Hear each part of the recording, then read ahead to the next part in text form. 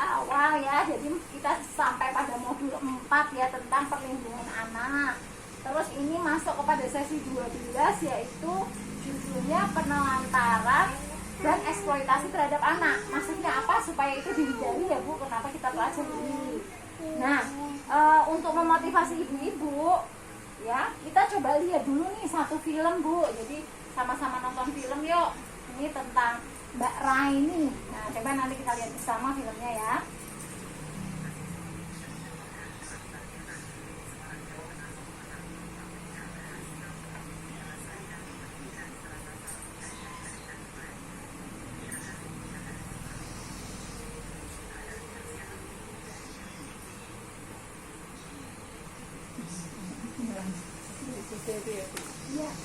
Ya mungkin ini sambil lihat video karena suaranya kecil, saya mungkin sambil jelaskan di sini ya Ibu. Jadi ini memang film dekat dengan kita ya Bu. Ini terjadinya dekat sekali dengan kita karena ini terjadi di UNES Bu, Universitas Negeri Semarang. Jadi mahasiswa ini lulusan terbaik loh Bu. Jadi ya nggak sekedar lulus ya. Dia itu rumahnya kalau saya nggak salah daerah Boja, jadi memang perbatasan antara kota Semarang dan Kendal. Nah, yang namanya Raini ini ternyata kemudian menjadi viral karena dia itu putrinya seorang tukang beca. Jadi kondisinya kan tahu sendiri deh, kalau misalnya bapak tukang beca itu kan dari keluarganya juga bukan keluarga yang sangat berpunya. Secara apa? Istilahnya materi juga nggak berlebihan. Tapi di sini digambarkan bahwa dengan didikan yang baik, dengan satu cita-cita yang tetap tinggi ya, anak tersebut ternyata bisa meraih apa yang dicita-citakan. Bahkan sekarang kabar terbaik ini kan masih berita tahun berapa ya? Kabar terbaru itu Bu, lah ini kan 2014 ya. Nah, kabar terbaru itu dia sudah bahkan dapat beasiswa kuliah di Inggris sekarang, ambil S2-nya atau bahkan S3-nya. Ya. Nah, kita sama-sama belajar lah dari kejadian Mbak Raini ini bahwa tidak ada hambatan, tidak ada halangan untuk seseorang menjadi lebih maju apapun kondisi orang tuanya. Nah itu kan kita harusnya semangat semua ini, berarti anak-anak Bond tetap bisa untuk meraih kesuksesan gitu ya. Nah mungkin itu dulu sih Bu ya. Nah baiklah, kita lanjutkan Ibu ya. Jadi kesimpulannya apa tadi Bu? Kesimpulannya mungkin beberapa Ibu bisa menyampaikan nggak kesimpulan dari film? Ya itu kan kasih sayang bisa memberikan yang terbaik gitu Bu. Ya. Jadi kita harus sama anak itu harus lebih dekat seperti teman lah istilahnya, bukan sebagai orang tua saja.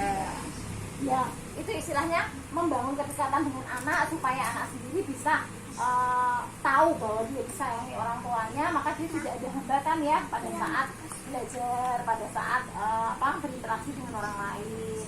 Nah terus ada kesimpulan yang lain ya, bahwa keterbatasan ekonomi itu tidak akan menghalangi kesuksesan anak. Nah, berarti siapapun di antara kita ini anggota dari pertemuan sekolah PKH ini, semuanya insya Allah anak-anaknya bisa sukses ke depannya.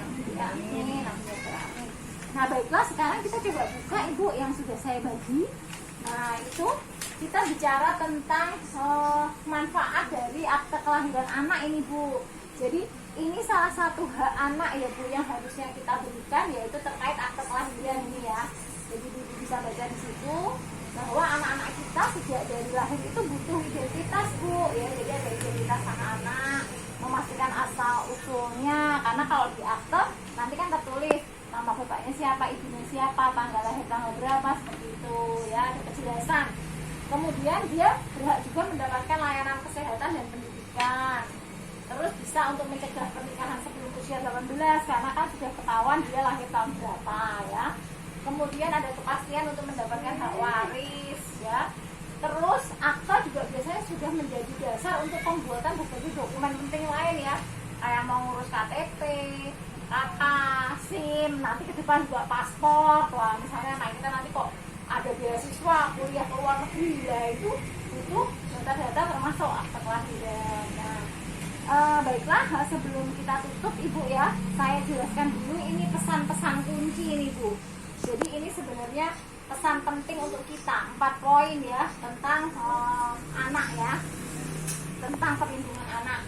Yang pertama, tidak memenuhi dari hak-hak anak adalah penelantaran anak. Ya, jadi kira-kira anak kita tuh butuh apa saja toh? Itu kalau nggak dipenuhi itu namanya kita sudah menelantarkan. Termasuk kebutuhan apa Bu? Bisa fisik, bisa emosi, bisa pendidikan ya. Jadi misalnya jangan cuma begini Bu, wah butuhannya makan udah tak kasih setiap hari ya Mbak, tapi ternyata orang sekolah sih misalnya gitu ya. Nah itu sebenarnya ada yang ditelantarkan ya. Jadi kita berusaha memenuhi yang utuh, yang apa istilahnya menyeluruh. Terus yang kedua, sebagai orang tua kita harus mampu melakukan pencegahan terhadap penelantaran. Nah banyak ya penelantaran kita cegah, termasuk kekerasan ya.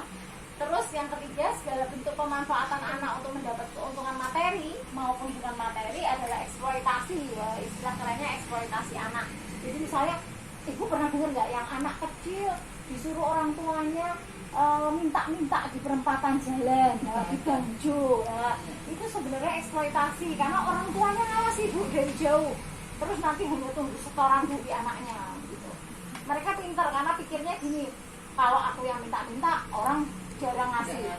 Tapi kalau anak kecil pada mesake toh, akhirnya anaknya bisa dapat lebih banyak. Dan jualan koran. Wah iya itu bener Bu, jualan koran juga itu sama. Orang tuanya mungkin jualan nawar-nawar kan nggak banyak orang tertarik, tapi giliran anak kecil kan orang jatuh kasihan ya, iba akhirnya membeli. Lah anaknya dapat hasil banyak, wah bulannya nek kue sing muter luwih entuk akeh nang. Akhirnya bapaknya nyuruh dia untuk jualan. Itu sering terjadi ya di sekitar kita, sering terjadi Bu gitu. Jadi akhirnya anaknya nggak sekolah karena suruh cari uang. Nah, itu termasuk ini eksploitasi. Terus yang keempat ya Bu, orang tua wajib melakukan pencegahan juga terhadap eksploitasi. Jadi artinya tadi suruh mencegah dari penelantaran, terus cegah juga dari eksploitasi. Artinya biarkan anak-anak kita sesuai dengan usianya. Memang usianya lagi bermain dan belajar ya biarkan itu. Nggak suruh cari duit gitu ya. Nah, kecuali kalau mereka hobi. Sekarang mulai banyak Bu, anak-anak kecil ternyata pintar main ini toh IT apa game-game.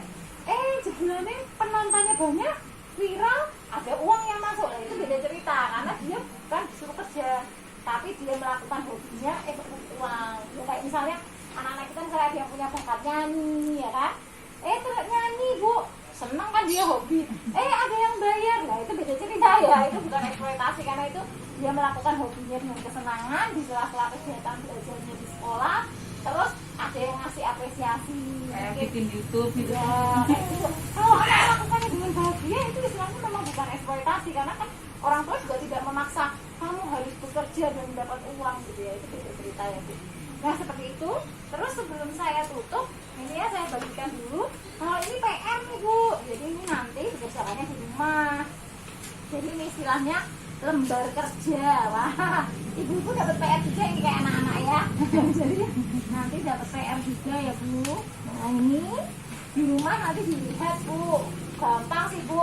Ini cuma menulis nama ayah, nama ibu, nama anaknya siapa. Terus nanti tuliskan kewajiban orang tua. Di sini sudah ditulis Bu. Misalnya untuk mencegah tadi ya penelantaran dan eksploitasi. Memberikan waktu bermain untuk anak sudah apa belum? Ya sudah dicentang. Kalau yang belum jadi coret. Kira-kira kapan kan gitu. Jadi ini insya Allah udah jelas Bu. Yang kedua luangkan waktu untuk bicara, ngobrol. Yang sudah tinggal dicentang. Terus tidak menyuruh anak bekerja untuk mendapatkan uang, ya tidak dicentang. Kalau yang tidak melakukan kan harus dicentang. Yang kok malah nyuruh anaknya, ya harus kasih keterangan. Terus bantu anak ngerjakan PR. Membagi peran pengasuhan, artinya gini, yang mengasuh nggak selalu ibu, mungkin bapak kadang juga ada ngobrol. Kan mengasuh itu nggak selalu harus yang merawat yang seperti apa ya Bu, istilahnya ngasih perhatian, peduli sama anak itu udah pengasuhan. Memastikan ketersediaan makanan, membuat anak tidak putus sekolah, artinya memastikan anak sekolah ya.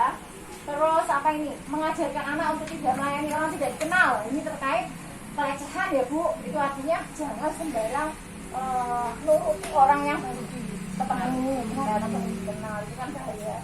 Terus mengawasi anak bermain, termasuk pegang HP ya, membuat akta kelahiran, mengenali teman-temannya, melakukan kegiatan yang bisa dilakukan bersama, ibadah bersama anak.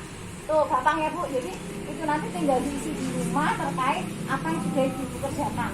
Bulan depan pertemuan kita selanjutnya dikumpulkan. Nah, itu Ibu Baiklah, karena ini sudah yang penutupan dari sesi kita kali ini, mungkin saya hanya mengingatkan bahwa pertemuan bulan depan di rumahnya ibu siapa kalau yang besok? Mana? Bu Romana, ya. Berarti giliran Bu Romana, jamnya sama ya, sekitar jam 4. Jangan sampai terlambat biar selesainya juga bisa tepat waktu. Terus untuk kali ini saya matur nuwun sekali gitu ya, sudah bisa melaksanakan pertemuan ini di rumah ini gitu ya, di rumah khususnya nih gitu. Oh, Biastri, dia matur nuwun sangat sudah ngasih kesempatan untuk kita ketemu belajar bareng di sekolah PKH. Mudah-mudahan keluar dari rumah sehat, terus semuanya berkah, rezekinya juga gitu ya, semuanya lancar, kita bisa ketemu lagi bulan depan. Baik, demikian kita tutup dengan hamdalah, alhamdulillahirobbilalamin. Saya cukupkan sampai di sini. Maaf bila ada kesalahan. Terima kasih atas perhatiannya. Assalamualaikum warahmatullahi wabarakatuh.